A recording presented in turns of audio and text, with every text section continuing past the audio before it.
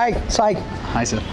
So I just want to know about what is actually a life purpose and dream career is all about. Sai, I was working in corporate companies for many years, and somewhere I realized that I am not here to work in a small cubicle inside four walls designing some circuit which will be used by somebody somewhere in a mobile phone or in some electronic item. I thought I must live a life which will also impact people. It's not only for me, but also kind of influencing people's life in a very positive sense to help them build life meaningfully is what I thought I must do. That's where I thought what could be the ideal, suitable profession for me to take that forward. When I was thinking that's where I ended up in becoming passionate about human resources, psychology and training. And that's what pulled me from engineering into human resources and now into training full time. So when does this date of enlightenment actually happen? It's not an enlightenment per se, but then I was also like any other normal young graduate and employee who's passionately working in an MNC company, earning money, building my finances and things like that. Somewhere the great turning point happened to me in my life when I sat inside a 2-hour session on a topic called Taming the Mind by Swami Tejo Mayananda, head of Chennai mission when I was in Bangalore. When I went and sat in this 2-hour talk, I only realized that how powerful this one fantastic instrument called human mind is. And Swamiji in that day spoke elaborately on the wonderful qualities of human mind, and that day I was really surprised and I started really trying to understand how does this one small 1.5 kilogram jelly inside human brain really functions and controls everything in the world. That curious inquisitiveness was what pulled me to study more about brain science and then into counseling, then into neuro-linguistic programming and then into psychology, and that's a trigger point for me to get into whole new learning about human resources and psychology. So when we discuss regarding a person's success, there's a famous saying in English that behind every man's success there's a woman behind. So who was behind your success? There is always somebody behind a successful person. It could be woman or man or anybody who contributed a lot in their success. Behind my success, I would say there are two people, two women. One is my mother, another is my wife. My mother to a large extent because it is from her where I picked up this reading habits. When I was a young child, I used to live in a remote village near Kangayam, and then we used to do farming. That's what our primary profession was. And my mom used to go to the town, the village market once in a week to buy groceries and stuff for home. Whenever she goes to city market for buying groceries for that week, she also used to bring some books which she would like to read. And in the process, she also picked up some comic books for us. And that's where I and my sister, both of us started reading books. And I was somehow hooked onto the comic books. I used to read all the Supandi series in those days. I used to read a lot of comic books. And somewhere that comic books turned into a wisdom, a wonderful book I got into called Wisdom. And I started buying the Wisdom very sincerely month after month. I used to read a lot, for a lot of time I used to read Wisdom. And that's where the book reading habit was inculcated in me. And that one habit, I would say to a large extent, shaped me who am I today. Second person who's influenced or who supported me a lot and supporting me a lot as of now is my wife. And she is someone who encourages me and puts me in the right track even if I am a little dull, even if I am a little not so positive, even whatever I am doing. And she is the one who gave me a lot of energy and support and say, let's not worry about money much. I'll manage the family with whatever income you generate. Quit Bosch and then build your own company. Don't worry about IT company salary. Let's try to manage and move on. And that confidence and support was given by my wife, and that is really helping me today to run my own business and experiment in my career, right?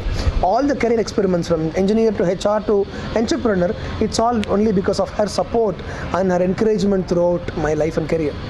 So you are saying about reading books, which is very important for a person's success.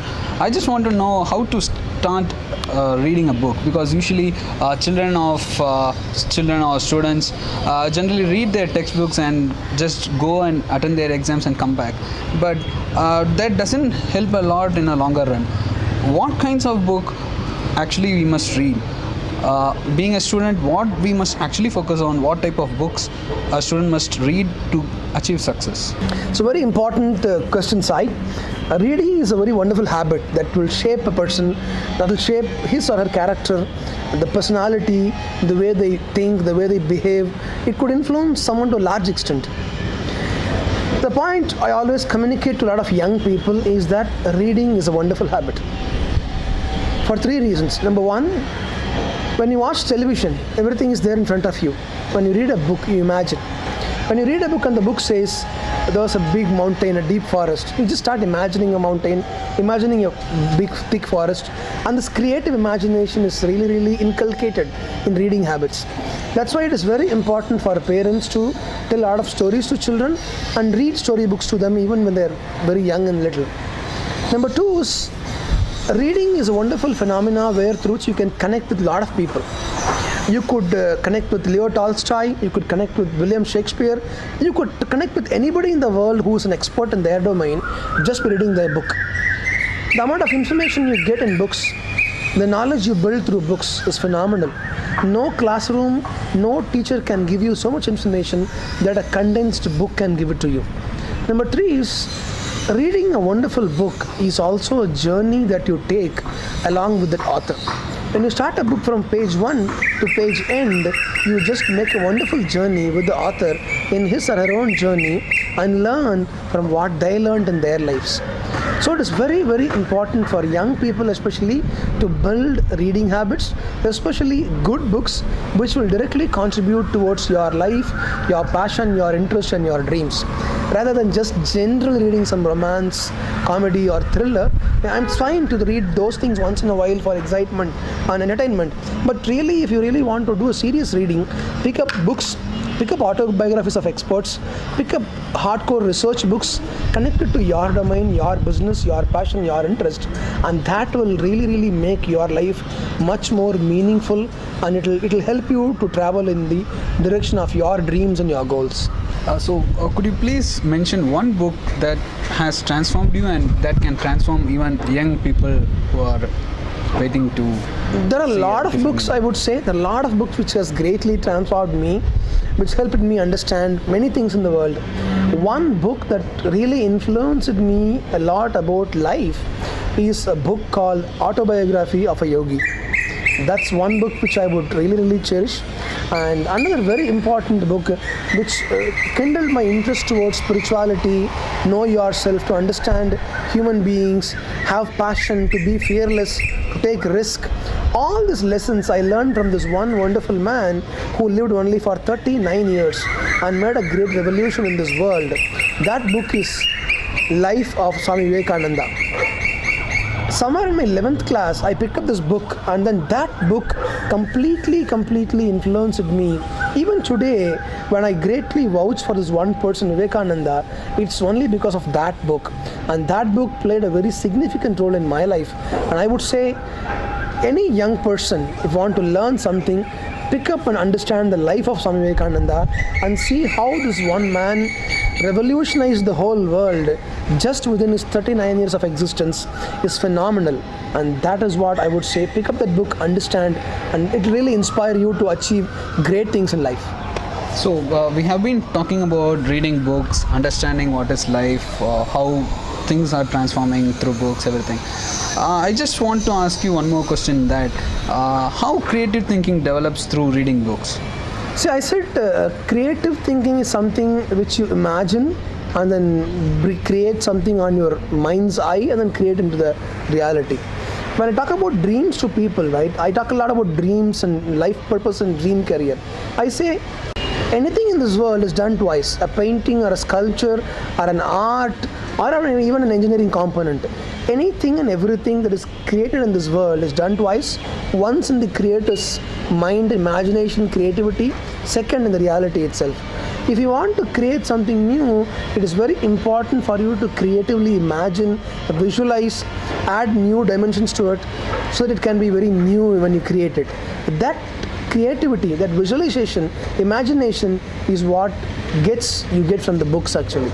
If you start watching a video or a television channel, what happens is that imaginating ability goes completely down. And now when the books greatly gives the possibility for you to imagine and think and create something new in life. Sir, you always talk about formal education will not give much help for the students. What do you think about going to a school and college will provide to a student? Sai, what happens is I always tell people and young generation that a formal education will not help you in building a big life and meaningful career. That doesn't mean you should not go to school and college. Many times young people totally misunderstand my statement and they say, oh, that means you are saying don't go to college, don't go to school. That's not what I'm saying. You have to go to school, you have to go to college, get a formal degree, and that is very important to start off your career. But my point is, a formal education and degree alone will not help you in building great career and life. Maybe yes, you'll get a degree, you'll get a certificate that will help you as an entry point into a MNC company or any corporate world. But that alone will not help you build a meaningful life and career. You will get, or you might get a job, you might get a salary every month to survive, and the life will go on in a very mediocre way. But if you really want to make a big in life, if you really want to make big career, if you want to achieve something meaningful in your life, it is very important for a young person like you to look also above and beyond their formal education, than the degree, than the classroom subjects, what they learned in their course. It is very important to have a larger perspective about the world, economics, political, science, spirituality, geopolitics, history, geography, what is happening around finance. A lot of things has to be learned by today's young person if he or she wants to be successful, want to build a meaningful career. So my point again is, we cannot undermine the formal education and the degree what we need to get it. It's very important, and yes, we must go to school, go to college, earn a good degree. But that degree will alone not help. In the process, also try to learn, understand, have a larger, wider picture. That wider picture will alone help you build a meaningful life and career. So when we are talking about young people, formal education and other stuffs, what do you think about young people coming as entrepreneurs? What will be your message for young people who want to be an entrepreneur? A wonderful question, Sai. Today, wherever we go, the world is talking about this one word called entrepreneurship. Primarily because, look at the economy today.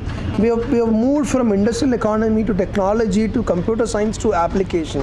And now the world is going towards knowledge economy.